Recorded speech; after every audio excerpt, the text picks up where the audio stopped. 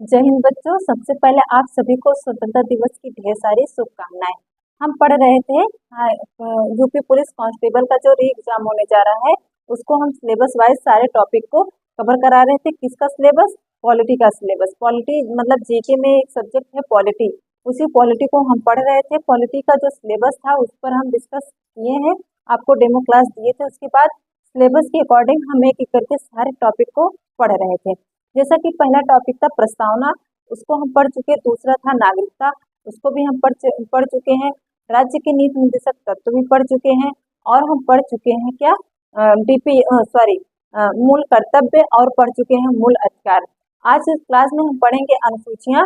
अनुसूची के बारे में हम जानेंगे कि अनुसूचियां क्या होती है। तो ये स्पेशली वैसे तो सारे कॉम्पिटिटिव एग्जाम के लिए, ऑल कॉम्पिटिटिव एग्जाम के लिए, लेकिन ज़्यादा से ज़्यादा फोकस हम कहाँ कर रहे हैं, तो जो पास में हमारे एग्जाम आने वाले हैं, जो नज़दीकी हमारे एग्जाम, उसके लिए हम तैयारी कर रहे हैं। तो क्या है, तो यूपी पुलिस कांस्टेबल का शायद संभावित 23 तारीख डेट है, आप देख लीजिएगा। लेकिन मतलब कि यूपी पुलिस कांस्टेबल का ये स्पेशल क्लास है। तो चलिए देखते हैं जीके में जो पॉलिटी है, पॉलिटी में जो सिलेबस है, उस सिलेबस के अकॉर्डिंग आज का टॉपिक है हमारा अनुसूची।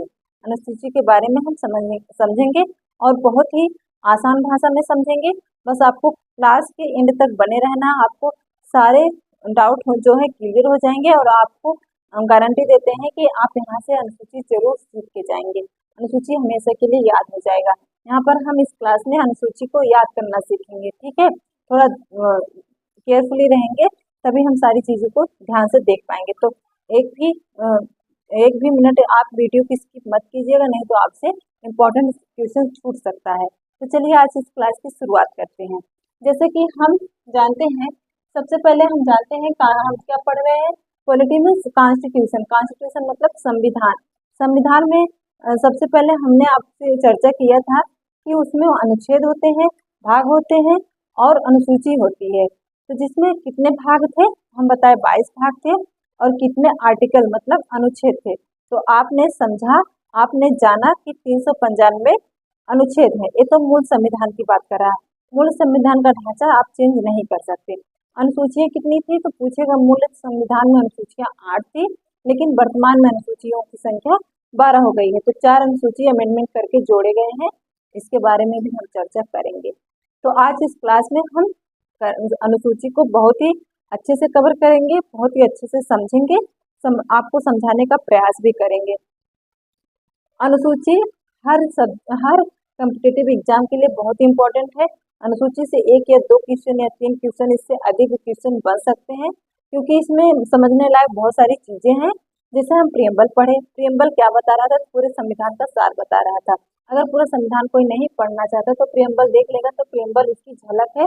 एक पेज में सब कुछ बता दिया गया है कि संविधान बनाने का उद्देश्य क्या था, संविधान कब बनकर तैयार हुआ, कब उसे स्वीकारा गया, कब उसको अधिनियमित किया गया, अधिनियमित मतलब आगे तरीके से उसको लागू किया गया, कितने आर्टिकल हैं, इस सब के बारे में, कितने प्रकार की न्याय है, कितने प्रकार के उसमें स्वतंत्रताएं हैं, इस सब की झलक कहाँ में देखने को आपको मिलेगी, तो प्रियम्बल में देखने को मिलेगी। उसी प्रकार जो अनुसूची है, अनुसूची का मतलब यही है कि जो पूरे संविधान में अलग अलग जो अलग अलग पार्ट होते हैं, अलग अलग आर्टिकल हैं, अलग अलग आर्टिकल में जो सिमिलर था, थोड़ा थोड़ा करके दिया गया था, उसको एक जगह रखा गया। जो सिमिलर थे मतलब कई आर्टिकल में एक ही बात की चर्चा हो रही थी, तो उसको एक जगह रख दिया गया। जैसे अगर पूछेगा, पहली अनुसूची है भारत राज्यों का संघ है। राज्यों का संघ है, उसमें कितने राज्य हैं, कितने केंद्र शासित प्रदेश हैं, और केंद्र शासित प्रदेश क्यों बनाए गए हैं। अगर इस सबको विस्तार से जानना है तो आपको अनुसूची 1 पढ़ना पड़ेगा। लेकिन अगर उसको डिटेल से नहीं जानना है तो जो भाग 1 है, राज्य एवं उसके संघ एवं उसके राज्य क्षेत्र, और उसमें आर्टिकल 1 से लेकर के 4 तक की बात की गई है। उसमें पहले आर्टिकल में कहा गया भारत राज्यों का संघ है, उसमें तो बहुत शॉर्टली बताया गया भारत राज्यों का संघ है। लेकिन अनुसूची में बताया गया है कि भारत जो राज्यों का संघ है, उसमें कितने राज्य हैं, कितने यूनियन टेरिटरी मतलब केंद्र शासित प्रदेश है, इस सबको बहुत ही डिटेल से कवर कराया गया है। तो ऐसे से सारे सब्जेक्ट को अनुसूची में रखा गया है। तो अनुसूची बहुत ही इम्पोर्टेंट है, आपको समझना जरूर चाहिए, आपको याद भी होना चाहिए, क्योंकि बहुत सारे क्वेश्चन वहां से बनते हैं। तो कितने आर्टिकल, हम भाग संविधान में कितने कितने आर्टिकल है, अनुच्छेद है, तो आप कहेंगे टोटल कितने अनुच्छेद है, तो आप कहेंगे 395। पूछेगा संविधान में कितने भाग है टोटल, तो आप कहेंगे भाग 22 है। और पूछेगा कि कितने अनुसूचियां हैं संविधान में, तो आप कहेंगे अनुसूचियां कितनी हैं, तो मूल संविधान में 8 थी, लेकिन 4 और जोड़ दी गई अमेंडमेंट करके, तो टोटल कितने हो गए। तो आप पूछेगा कि मूल संविधान में अनुसूचियां कितनी थी, तो आप कहेंगे 8 थी। और पूछेगा कि वर्तमान में अनुसूचियों की संख्या कितनी है, तो आप कहेंगे 12 है। तो आप देख रहे हैं 395 अनुच्छेद है, 22 भाग हैं और 12 अनुसूचियां हैं। तो सबसे कम क्या है, अनुसूचियां हैं। तो हम अनुसूचियों के बारे में ही आज समझेंगे। तो आपको हम गारंटी देते हैं कि 12 की 12 अनुसूची बहुत ही इजी तरीके से आपको याद हो जाएगी। तो सबसे पहले हम देख लेते हैं अनुसूची 1, 2, 3, 4, 5, 6। इच्छा अनुसूची पहले हम देख लेते हैं। थोड़ा थोड़ा करके पढ़ेंगे, अगर थोड़ा थोड़ा करके समझेंगे तो कुछ भी टफ नहीं है, बहुत ही आसान है, आपकी समझ में बहुत ही जल्दी आने वाला है। पहले अनुसूची कहता है कि भारत राज्यों का संघ है। भारत राज्यों का संघ है, राज्यों का संघ है। इसका क्या मतलब है, इसका मतलब यह बताएगा कि भारत राज्यों का संघ है। एक देश के बारे में चर्चा कहीं नहीं है कि भारत एक देश है। भारत एक राज्यों का संघ है। राज्यों का मतलब हुआ कई राज्य मिलकर एक संघ का निर्माण किए हैं, जिसको हम देश कहते हैं। लेकिन संविधान में कहीं नहीं लिखित में है कि भारत एक देश है। यह कहा गया कि भारत राज्यों का संघ है। चाहे आप आर्टिकल 1 देख लीजिए, चाहे आप अनुसूची 1 देख लीजिए, चाहे प्रियम्बल देख लीजिए, हर जगह आपको यही देखने को मिलेगा कि भारत राज्यों का संघ है। कहीं पर भी देश की चर्चा नहीं की गई है। मतलब यहाँ पर जितने भी राज्य हैं मिलकर एक संघ का निर्माण किए, जिसे हम देश कहते हैं। और एक बात है, भारत यूनियन है, कॉन्फेडरेशन या फेडरेशन नहीं है। हमारा भारत क्या है, यूनियन है। तो कॉन्फेडरेशन, फेडरेशन और यूनियन में क्या अंतर है, तो हम देखेंगे कॉन्फेडरेशन, कॉन्फेडरेशन, फेडरेशन, फेडरेशन और यूनियन, यूनियन, ठीक है। अब हम देखेंगे तीनों में अंतर क्या है। कॉन्फेडरेशन जो है वो अब मतलब अपने मन से कभी भी टूट सकता है, एकदम मनमानी तरीके से बनाया गया, कभी भी टूट सकता है। जैसे दक्षिण जो हो गया, सार्क जो हो, सार्क देश अपने आप अलग हो सकते हैं बहुत इजीली, जब मर्जी उनको वो अलग हो सकते हैं, टूट सकते हैं, उसको कहते हैं कॉन्फेडरेशन। जो राज्य आसानी से अलग हो जाए उसको कॉन्फेडरेशन कहते हैं। चाहे जब जब उनका मन कहा अलग हो जाए, जैसे दक्षिण, सार्क, ये सब क्या है, राज्य का एक संगठन है। कई देश का एक संगठन है, कई राज्य का, जब मर्जी वो अलग हो सकते हैं।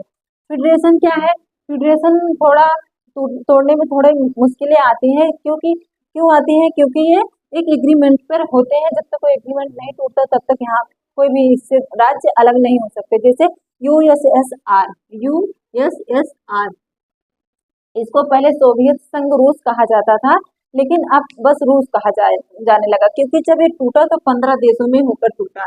जिसको यूक्रेन भी एक उदाहरण है, रूस का ही टूटा हुआ राज्य है, तो रूस से अलग हुआ राज्य है। तो यूएसएसआर जो सोवियत संघ के नाम से जाना जाता था, अब बस रूस रह गया, 15 देशों में टूट गया। तो किसके तहत टूटा, फेडरेशन के तहत। लेकिन यूनियन का क्या मतलब है, यूनियन का मतलब है इसमें जितने भी राज्य या जितने भी देश आकर जुड़ेंगे, मिलेंगे, वो कभी भी अलग नहीं हो सकते। क्यों नहीं अलग हो सकते, क्योंकि भारत एक यूनियन है। जितने भी यूनियन राष्ट्र होंगे वहां से अगर आप जाके, यूनियन है अगर कोई भी राष्ट्र, वहां आप जाके सोचे, हमारा देश अगर चाहे कि वहां जाके शरण ले, वहां जाके मिल जाए, तो मिल तो जाएंगे, लेकिन कभी अलग नहीं हो सकते। क्यों नहीं हो सकते, क्योंकि वो राष्ट्र यूनियन है। वैसे हमारा भारत क्या है, यूनियन है। यहाँ से कोई भी, जैसे सिक्किम आप ले लीजिए, 1975 में सिक्किम भारत में आकर मिल गया था, ठीक है, भारत में आकर मिल गया था। अगर वो चाहे कि हम अलग हो जाए, फिर से अपना एक स्वतंत्र देश बना ले, तो नहीं हो सकता, क्योंकि वो हमारा भारत यूनियन है। यहाँ जितने भी विदेशी राज्य, विदेशी विदेशी विदेशी आकर मिलेंगे, वो अलग नहीं हो सकते, हमेशा के लिए हमारे हो जाएंगे। तो किसके तहत, यूनियन के तहत। ये तो था भारत राज्यों का संघ है, इसमें था। और अगर पूछेगा वर्तमान में कितने राज्य और कितने केंद्र शासित प्रदेश हैं, आप कहेंगे 28 राज्य हैं और 8 केंद्र शासित प्रदेश हैं। 8 केंद्र शासित प्रदेश हैं। तो ये बात आप याद रखिएगा। तो इसमें विस्तार से चर्चा की गई है। अनुसूची नंबर 1 में विस्तार से चर्चा की गई है कि भारत राज्यों का संघ है, इसमें 28 राज्य और 8 केंद्र शासित प्रदेश होंगे। 28 राज्य 29 राज्य क्या है, ये घटते बढ़ते रहते हैं। क्योंकि कैसे घटते बढ़ते रहते हैं, क्योंकि हमारे देश से कोई भी राज्य अलग होकर स्वतंत्र देश नहीं बना सकता, लेकिन आंतरिक टूट-फूट हो सकता है। संसद उसकी आंतरिक टूट-फूट कर सकती है, मतलब एक राज्य से 2 राज्य बना सकती है। ऐसे राज्यों की संख्या बढ़ती और घटती रहती है। अगर संसद चाहेगी तो 1-2 राज्यों को 1 राज्य कर सकती है, अगर संसद चाहेगी तो 1 राज्य को 2 राज्य कर सकती है। इसको पावर दिएगा आर्टिकल 2 के तहत। आर्टिकल मतलब अनुच्छेद भाग 1 में आर्टिकल 2 के तहत ये पावर संसद को दी गई है कि वो आंतरिक टूट-फूट आर्टिकल 3 के तहत कितने एक राज्य से 2 राज्य बना सकती है, 2 राज्य को 1 राज्य कर सकती है, लेकिन यहाँ से कोई भी राज्य अलग नहीं हो सकता। अनुसूची 1 में कहा गया है कि भारत राज्यों का संघ है, मतलब यूनियन है। संघ का मतलब यूनियन। देखिए फेडरेशन, कॉन्फेडरेशन, फेडरेशन और यूनियन तीनों का मतलब संघ होता है। इसका होता है परिसंघ, ठीक है, परिसंघ। और फेडरेशन का मतलब भी होता है संघ, यूनियन का मतलब भी होता है संघ। इन दोनों संघ का मतलब आप समझ सकते हैं, समझ गए होंगे। ऐसे तो था कि भारत राज्यों का संघ है, इसमें 28 राज्य और 8 केंद्र शासित प्रदेश होंगे। और कॉन्फेडरेशन, फेडरेशन और यूनियन के बारे में आप जान गए, ठीक है। और एक बात और, केंद्र शासित प्रदेश क्यों बनाए जाते हैं? केंद्र शासित प्रदेश इसलिए बनाए जाते हैं, जैसे अगर अगर राजधानी एक जगह राजधानी है जिसको केंद्र के अधीन है, लेकिन वहां से हर राज्य जो इतना दूर तक फैला निगरानी नहीं रख सकते, इसीलिए केंद्र शासित प्रदेश बनाए जाते हैं, ताकि राज्य जो है, अगर पूर्ण राज्य है, वो अपनी मनमानी ना कर सके। और राष्ट्र की महत्व की दृष्टि से बनाए जाते हैं केंद्र शासित प्रदेश, और राज्य अपनी मनमानी ना कर सके उसके लिए भी केंद्र शासित प्रदेश बनाए जाते हैं। तो जहां जहां पर होंगे तो आप देखे होंगे कि राष्ट्रीय महत्व के दृष्टि से वो बहुत होंगे और किसी न किसी देश के करीब में होंगे। तो ये तो था केंद्र शासित प्रदेश के बारे में। दूसरा क्या है, वेतन एवं भत्ते। वेतन एवं भत्ते, ये क्या है? तो वेतन एवं भत्ते किसी आम इंसान की बात नहीं करता, किसी आम इंसान के वेतन एवं भत्ते की बात नहीं करता, विशिष्ट पदाधिकारियों के वेतन एवं भत्ते की बात करता है। कौन सी अनुसूची? अनुसूची नंबर 2। अनुसूची नंबर 2 विशिष्ट पदाधिकारियों के वेतन एवं भत्ते की बात करता है। उसी प्रकार तीसरा देखेंगे, शपथ। शपथ, शपथ का क्या मतलब हुआ? तो शपथ किसी आम इंसान को तो शपथ दिलाई नहीं जाएगी, किसको दिलाई जाएगी? तो विशिष्ट पदाधिकारी। विशिष्ट पदाधिकारी में आप सोचेंगे कौन कौन आता है, जैसे राष्ट्रपति, उपराष्ट्रपति, प्रधानमंत्री, मुख्यमंत्री, सांसद, विधायक, जितने भी सीजीआई, हाई कोर्ट के जज, सुप्रीम कोर्ट के जज, जितने भी होते हैं, आरबीआई के गवर्नर, जितने भी होते हैं राज्य के गवर्नर, सबको शपथ कौन दिलाएगा, सबकी नियुक्ति कौन करेगा, सबका प्रावधान किया गया, सबका अलग अलग प्रावधान है। सबकी नियुक्ति के विशिष्ट पदाधिकारियों के जो अलग अलग तरीके के हैं, अलग अलग पदाधिकारियों के अलग अलग वेतन एवं भत्ते भी हैं, अलग अलग पदाधिकारियों के अलग अलग शपथ ग्रहण करने का तरीका भी अलग है, मतलब उनके रूल भी अलग है और उनकी नियुक्तियां भी अलग अलग है। तो इस सब की डिटेल में चर्चा कहाँ की है? तो अनुसूची नंबर 3 में। अनुसूची नंबर 3 में शपथ, विशिष्ट पदाधिकारियों के शपथ की बात की गई है, ठीक है। तो अगर आप देखना चाहेंगे कि विशिष्ट पदाधिकारियों को किस प्रकार से शपथ दिलाई जाती है, किस प्रकार से नियुक्ति की जाती है उनकी, तो आपको अनुसूची नंबर 3 में इसका विस्तार से वर्णन किया गया है। अब 4 देखेंगे, 4 राज्य सभा में सीटों का बंटवारा। सीटों का बंटवारा, जैसे कि हमें पता ही होगा कि लोकसभा, राज्यसभा, संसद के 2 सदन होते हैं, लोकसभा और राज्यसभा। लोकसभा को निम्न सदन और राज्यसभा को उच्च सदन कहा जाता है। क्यों कहा जाता है? इसलिए कहा जाता है क्योंकि लोकसभा को कभी भी भंग कर सकते हैं, लेकिन राज्यसभा को आप कभी भी भंग नहीं कर सकते। क्यों नहीं कर सकते? क्योंकि वो उच्च सदन है, उसके 2/3 मेंबर अपने आप रिटायर होते रहते हैं, लेकिन जो लोकसभा होता है उसका हर 5 साल में चुनाव होता है। अगर बहुमत की सरकार नहीं है, गठबंधन की है, तो आपसी मतभेद के कारण वो सरकार समय से पहले टूट भी सकती है, उससे भंग भी किया जा सकता है, इसलिए उसको निम्न सदन कहा जाता है। और राज्यसभा को कभी भंग नहीं किया जा सकता, इसलिए उसको उच्च सदन कहा जा सकता है। तो राज्यसभा अनुसूची नंबर 4 में कहा गया है कि राज्यसभा में सीटों का बंटवारा। तो राज्यसभा में हर राज्य से कितने मेंबर आएंगे ये पहले से तय होता है। ये किसी चुनाव पर या किसी किसी के मनोदशा पर स्थित नहीं होता है, मनोइच्छा पर किसी के स्थित नहीं होता। ये पहले से तय किया रहता है कि यूपी से, मध्य प्रदेश से, गुजरात से, हर राज्य से कितने मेंबर आएंगे राज्यसभा में। तो राज्यसभा में जो सीटें हैं, सदस्यों की जो सीटें हैं, उसका बंटवारा अनुसूची नंबर 4 में विस्तार से किया गया है कि किस राज्य से कितने मेंबर राज्यसभा में आएंगे। ठीक है। उसके बाद पांचवा है एसटी और एससी और एसटी के लिए विशेष प्रावधान। तो देखिए, विशेष प्रावधान का मतलब क्या हुआ। एससी का मतलब होता है शेड्यूल्ड कास्ट और एसटी का मतलब होता है शेड्यूल्ड ट्राइब। अनुसूचित जाति और अनुसूचित जनजाति, इनको देखिए, अनुसूचित जाति जैसे दलित वर्ग हुए, अनुसूचित जनजाति जो जंगलों में रहते हैं, हमारा जो कल्चर है, उनकी हमारे कल्चर की तरह उनका कल्चर नहीं है, हमारे पहनावे की तरह उनका पहनावा नहीं है, ना खान पान, कुछ नहीं, हमसे एकदम अलग है, उसको कहते हैं शेड्यूल्ड ट्राइब, मतलब अनुसूचित जनजाति। और शेड्यूल्ड कास्ट किसको कहते हैं, अनुसूचित जाति। अनुसूचित जाति उसे कहते हैं जो हमारी ही तरह है, हमारी तरह खाते पीते, हमारी तरह कल्चर, हमारी तरह ही बोल भाषा है, सब कुछ है, लेकिन वो समय के अनुसार बहुत दबा दिए गए हैं, बहुत ही पिछड़ चुके हैं। उनको समाज की मुख्य धारा से जोड़ने के लिए उनको विशेष दर्जा दिया गया है, उनके लिए विशेष प्रावधान किए गए हैं। किसके किसके लिए, शेड्यूल्ड कास्ट और शेड्यूल्ड ट्राइब, अनुसूचित जाति और अनुसूचित जनजाति। फिर से समझ लीजिए, अनुसूचित जाति किसे कहते हैं, अनुसूचित जनजाति किसे कहते हैं। अनुसूचित जाति उसे कहते हैं जो हमारे ही तरह है, हमारे ही तरह खाते पीते पहनते, हमारी तरह संस्कृति भी है, बोलते भी हैं, लेकिन वो समाज के बहुत पिछड़े वर्ग से आते हैं, मतलब उनको दबा दिया गया था, समय के अनुसार उनको बहुत दबाया गया है, उनको बहुत प्रताड़ित किया गया है, इसलिए वो पिछड़ चुके हैं। तो उनको समाज की मुख्य धारा से जोड़ने के लिए, सबके समान करने के लिए उनको विशेष दर्जा दिया गया है अनुसूची 5 के तहत। और शेड्यूल्ड ट्राइब का मतलब ये हुआ, अनुसूचित जनजाति जो हमारे तरह नहीं दिखते तो हमारी तरह ही है, लेकिन न हमारी तरह खान पान है, न हमारी तरह पहनावा है, न रहन सहन, न कल्चर है, न संस्कृत है, वो जंगलों में रहते हैं। तो उनके भी विकास की बात की गई कि उनका भी विकास हो, उन पर भी ध्यान दिया जाए। किस अनुसूची में उनको रखा गया, तो अनुसूची नंबर 5 में। तो आप अनुसूची नंबर 5 से ये समझिएगा, देखिए 5 और यस का बनावट भी 5 की तरह है, तो आप इसे समझिए एससी और एसटी, शेड्यूल्ड कास्ट और शेड्यूल्ड ट्राइब।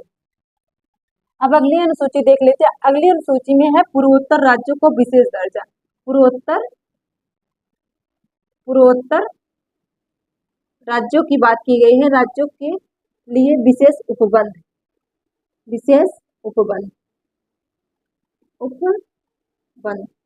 इसका क्या मतलब हुआ, इसका मतलब हुआ पूर्व में कुछ राज्य हैं जिसको असम, मेघालय, त्रिपुरा,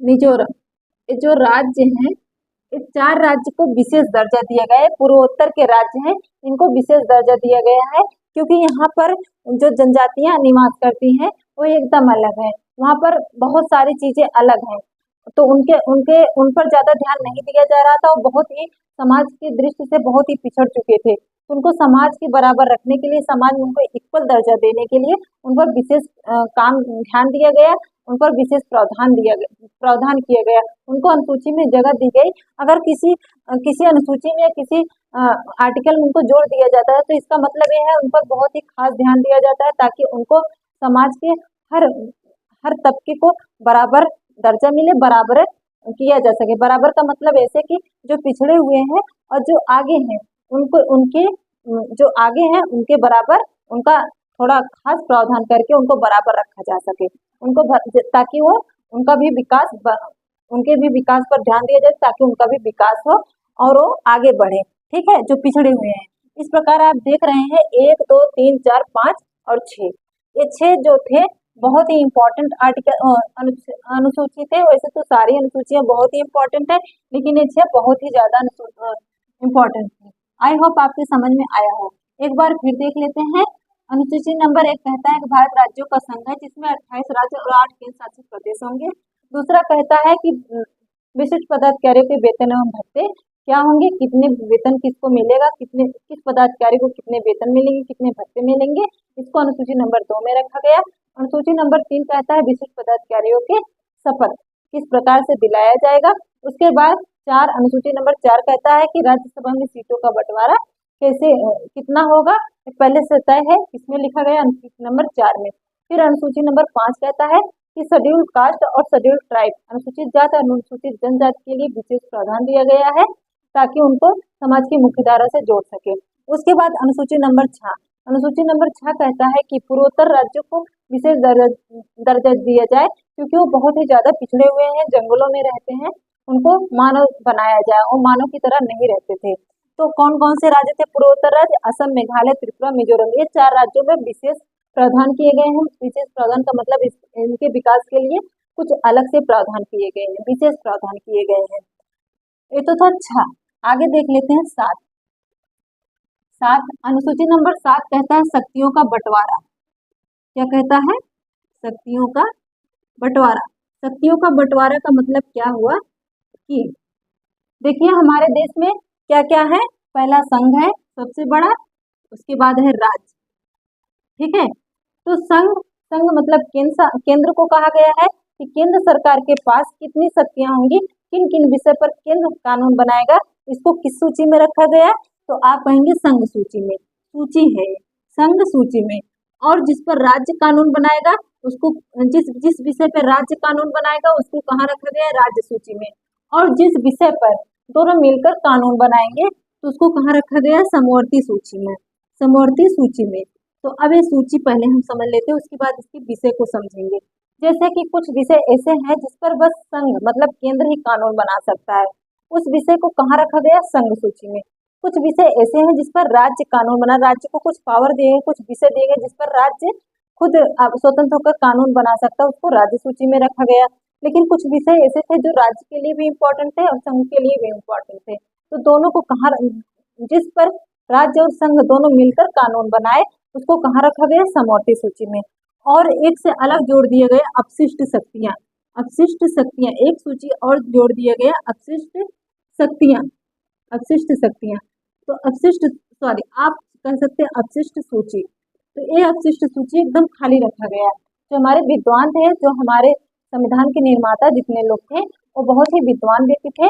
उन्हें पहले से ही पता था कि आने वाले समय के अनुसार बहुत सारी चीजें बदलेंगी, बहुत सारी नए विषय आएंगे, तो उनको कहाँ रखा जाएगा? तो इसको जो अपशिष्ट शक्तियां हैं उनमें रखा जाएगा। और यहाँ पर इसका कोई लिमिटेशन नहीं रखा गया कि कितने विषय होंगे, तो जितने भी नए विषय आएंगे वो अपशिष्ट सूचियों में जुड़ते चले जाएंगे। तो सबसे पहले हम आपको बता दिए, जिस पर राज्य केंद्र कानून बनाएगी उसको संघ सूची में, जिसको राज्य कानून बनाएगी उस पर राज्य सूची में, जिस पर दोनों मिलकर कानून जिस विषय पे बनाएंगे उसको समवर्ती सूची में रखा गया। अब देख लेते हैं संघ सूची। संघ सूची में कितने विषय हैं? तो आप कहेंगे 100 विषय। पहले 97 थे, लेकिन वर्तमान में कितने विषय हैं? 100। अगर पूछेगा संघ सूची में कितने विषय हैं तो 100। अगर पूछेगा कि राज्य सूची में कितने विषय हैं तो आप कहेंगे 57। कितने विषय हैं? 57। लेकिन वर्तमान में कितने हैं? 61। ठीक है, बढ़ा दिएगा 61। उसके बाद समवर्ती सूची में कितने हैं? पहले 47 थे, लेकिन वर्तमान में 52। तो ये विषय जो है घटते बढ़ते रहते हैं और इस पर आपको बहुत ही ज्यादा ध्यान देना है। आपकी एग्जाम में यहीं से क्वेश्चन बनते हैं कि संघ सूची में कितने विषय हैं? तो वर्तमान में 100 है। राज्य सूची में कितने विषय हैं? तो वर्तमान में 61 है। समवर्ती सूची में कितने विषय हैं? तो आप कहेंगे 52। अपशिष्ट सूची में पूछेगा तो आप कहेंगे जितने भी नए विषय आएंगे वो सब अपशिष्ट सूची में शामिल होते जाएंगे। ये तो था 7। कौन सा अनुसूची? अनुसूची नंबर 7। अब 8 देख लेते हैं। 8 है भाषा। भाषा से संबंधित है। भाषा का मतलब कि कितनी भाषाएं थी मूल संविधान में? तो आप कहेंगे 14। लेकिन वर्तमान में कितनी है? आप कहेंगे 22। कितनी है? 22। तो अनुसूची 8 में कितनी भाषाओं को मान्यता दी गई है? तो आप कहेंगे 22। अब आप देखेंगे कि पहले 14 थी और कितनी 22 है। अब इस 22 भाषाओं को हम कहाँ पढ़ेंगे, तो मैप की सहायता से हम ज्योग्राफी की क्लास में पढ़ेंगे। बहुत ही आसानी से आप समझ जाएंगे 22 भाषाएं। ठीक है, बस आप इतना ही समझिए। उसके बाद 9, 10, 11 एंड 12 ये जो 4 अनुसूचियां हैं, ये अमेंडमेंट मतलब संशोधन करके आई है, क्योंकि मूल संविधान में तो बस 8 अनुसूची थी। तो हम 9, 10, 11, 12 जो अनुसूचियां संशोधित होकर आई है, बहुत ही इंपॉर्टेंट है। उसके सन हम जानेंगे कि कब इस पर संशोधन हुआ, किस सन में संशोधन हुआ और कौन सा संविधान संशोधन हुआ। तो सबसे पहले जब संविधान बना और जब लागू हुआ, जब संविधान लागू हुआ 26 जनवरी 1950 को, तब पहला अमेंडमेंट हुआ, पहला संशोधन हुआ भूमि सुधार। भूमि सुधार, भूमि सुधार का मतलब है कि जमींदारी प्रथा को खत्म कर दिया गया। जो जमींदार ढेर सारी भूमि लिए बैठे थे, उनके भूमि को ले लेकर के जो भूमिहीन थे, किसान थे, उनको दे दिया गया। तो जैसे उसी को कहा गया भूमि सुधार। कब आया? पहला संविधान संशोधन हुआ, पहला संविधान संशोधन हुआ, संविधान संविधान संशोधन हुआ। ठीक है, संविधान संशोधन हुआ कब हुआ? 1951 में। तो ये सन आपको याद रखना है। पर जैसे ही अगर पूछेगा कि जो 9वीं अनुसूची है किस संविधान संशोधन के तहत जोड़ी गई, तो आप कहेंगे पहलवा संविधान संशोधन 1951 के तहत जोड़ी गई। क्या जोड़ा गया उसमें? भूमि सुधार। भूमि सुधार, जमींदारी प्रथा को खत्म कर दिया गया, उसमें भूमि सुधार जोड़ा गया। भूमि सुधार का मतलब यही हुआ कि जो जमींदार जिसके पास ढेर सारी भूमि थी और वही कृषक और मजदूर जिसके पास कोई भी भूमि थी ही नहीं, भूमिहीन थे, तो उनको बराबर बांट दिया गया। इस अनुसूची में बताएगा अनुसूची नंबर 9। अब अनुसूची नंबर 10 देख लेते हैं। 10 दल बदल संबंधी प्रावधान किए गए, दल बदल संबंधी कानून बनाए गए। किस अनुसूची में? अनुसूची नंबर 10 में। अब पूछेगा कौन सा संविधान संशोधन हुआ, तो आप कहेंगे 92वां संविधान संशोधन। 92वां संविधान संशोधन, संविधान संशोधन। अब ये सन आपको याद रखना है 1985। 1985। तो पूछेगा कि 10वीं अनुसूची में क्या किसका वर्णन किया गया है, तो आप कहेंगे दल बदल संबंधी कानून का वर्णन किया गया है। और कौन सा संविधान संशोधन हुआ? 92वां संविधान संशोधन 1986 में हुआ। अगर पूछेगा दल बदल संबंधी कानून क्या है, तो आप ये समझिए कि पहले क्या था।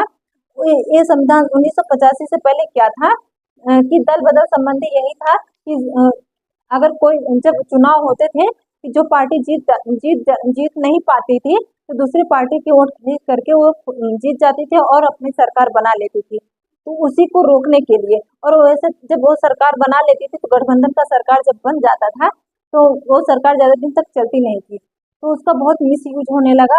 दल बदल जो प्रावधान थे पहले, तो उसी को दल बदल संबंधी प्रावधान में कुछ बदलाव किए गए, कुछ कानून ऐसे लाए गए ताकि इसको रोका जा सके, भ्रष्टाचार को रोका जा सके।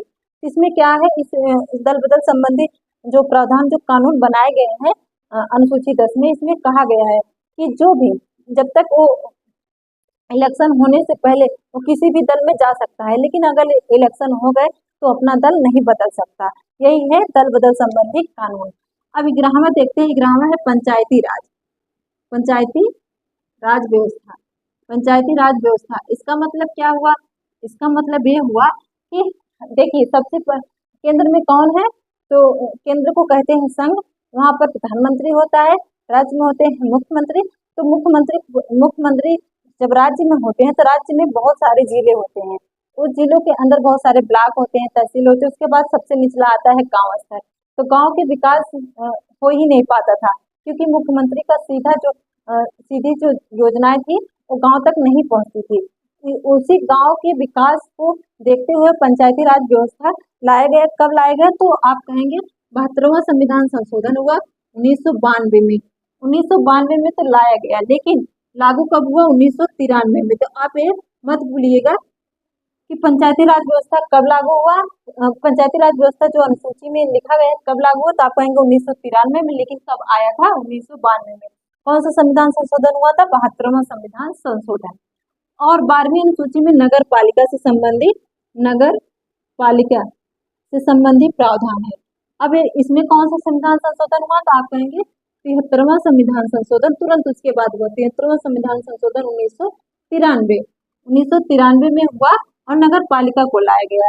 अगर पूछेंगे नगर पालिका क्या है, तो राज्य की गांव के विकास के लिए ग्राम पंचायत लाई गई और नगर के छोटे छोटे इलाकों का विकास करने के लिए नगर पालिका, नगर मतलब शहरों के जो छोटे छोटे एरिया थे उनका विकास करने के लिए नगर पालिका को लाया गया।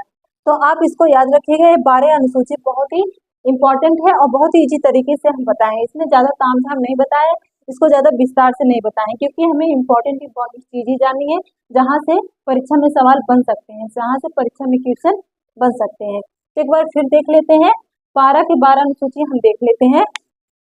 पहला है भारत राज्यों का संघ है। दूसरी अनुसूची है कि वेतन एवं भत्ते, विशिष्ट पदाधिकारियों के वेतन एवं भत्ते।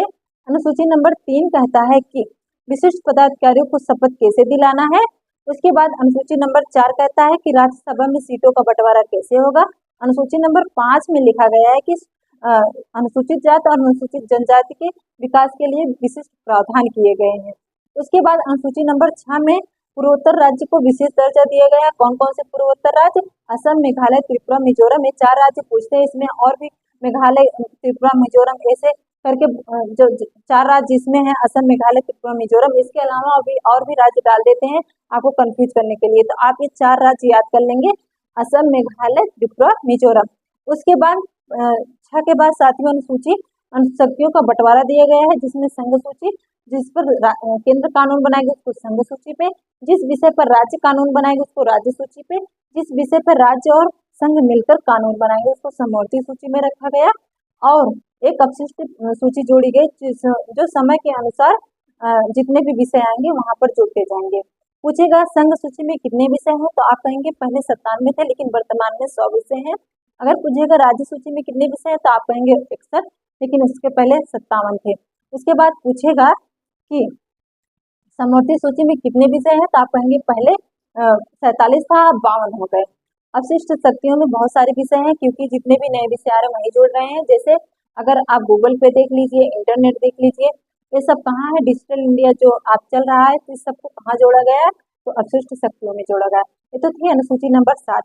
अनुसूची नंबर 8 भाषा से संबंधित है, जिसमें पहले जो मूल संविधान था उसमें 14 भाषाओं की मान्यता दी गई थी, लेकिन उसके बाद यहाँ 22 भाषाओं को मान्यता दी गई है। तो ये भाषाएं अगर डिटेल से पढ़ेंगे तो बहुत लंबा हो जाएगा, इसलिए हम यहाँ पर बस इतना ही बताएं। फिर 9वीं अनुसूची क्या है, 9, 10, 11, 12 ये संशोधन होकर आए। 8 अनुसूची तो मूल संविधान में थी, लेकिन 4 अनुसूची संशोधन होकर आई। तो 9वीं अनुसूची में भूमि सुधार से संबंधित प्रावधान किए गए, जिसमें जमींदारी व्यवस्था को खत्म कर दिया गया और जो भूमिहीन किसान थे उनको भी भूमि को दिया गया। किस अनुसूची के तहत? अनुसूची नंबर 9 के तहत। कौन सा संविधान संशोधन हुआ? तो पहला संविधान संशोधन 1951 में हुआ और भूमि सुधार संबंधी प्रावधान को जोड़ा गया और 9वीं अनुसूची में जोड़ा गया। 10वीं अनुसूची दल बदल संबंधी कानून बनाया गया।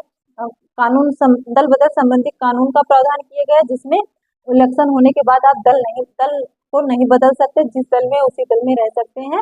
किस अनुसूची में रखा गया? अनुसूची नंबर 10। कौन सा संविधान संशोधन हुआ? तो आप कहेंगे 92वां संविधान संशोधन 1986। अब आया 11वां ग्रामीण अनुसूची। ग्रामीण सूची में पंचायती राज व्यवस्था को रखा गया। 72वां संविधान संशोधन हुआ 1992 में और लागू हुआ 1993 में।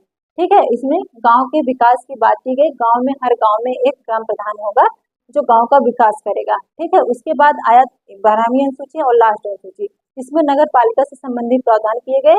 कौन से अनुसूची जोड़ा गया? तो आप कहेंगे 73वां संविधान संशोधन हुआ और 1993 में हुआ। किस सन में हुआ? 1993 में 73वां संविधान संशोधन हुआ। ठीक है, और कौन सी अनुसूची जोड़ी गई? अनुसूची नंबर 10, जिसमें नगर पालिका मतलब हर नगर का जो छोटा छोटा इलाका होता है उसको नगर पालिका कहते हैं, उसके विकास के लिए इसमें प्रावधान किए गए अनुसूची नंबर 12 में। तो ये तो थे 12 अनुसूचियां, तो आपके लिए बहुत ही इंपॉर्टेंट है, आपको याद करना बहुत ही इंपॉर्टेंट है, बहुत ही जरूरी है, क्योंकि यहाँ से क्वेश्चन जरूर बनते हैं। तो आज इस क्लास में अनुसूची खत्म की है। अगली की क्लास में सिलेबस के अनुसार और भी टॉपिक को लेकर आएंगे। अगर आपको क्लास थोड़ी भी अच्छी लगी हो तो लाइक जरूर करना। मिलते हैं अगली क्लास में, तब तक के लिए बी पॉजिटिव, बी हैप्पी।